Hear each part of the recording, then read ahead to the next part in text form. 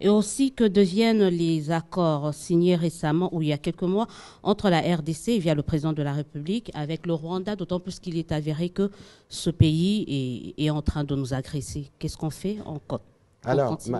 Madame Élisée Odia, j'ai envie de vous rappeler une communication que nous avions faite ici au terme d'un Conseil supérieur de la défense où nous avions dit que ces accords étaient suspendus. J'ai lu beaucoup des réactions ces dernières semaines sur les réseaux sociaux.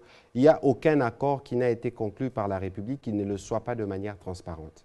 Parce que lorsque le président de la République, j'étais du voyage, c'était, je pense, le 26 juin 2021 à Goma, les accords ont été signés en direct à la télévision nationale. Bon, si on avait des choses à cacher, on ne les ferait pas en direct. C'était des accords qui concernaient essentiellement des accords de double imposition, parce que on peut dire tout ce que nous disons, mais la frontière d'avant Covid, la frontière Rwanda-RDC, c'est la frontière la plus fréquentée au monde après la frontière États-Unis-Mexique.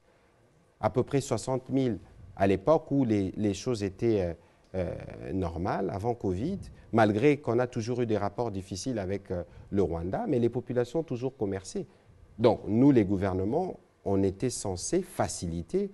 Lorsqu'on prend des accords sur les doubles impositions, je peux vous retrouver les références de ces communiqués, vous allez voir que les accords ont été véritablement cités. Il y avait deux accords économiques qui concernaient la double imposition, je crois, ou de la protection des investissements. Il y avait un accord qui concernait une entreprise rwandaise qui s'appelle Dieter Limited et une société d'exploitation d'or qui s'appelait Sakima.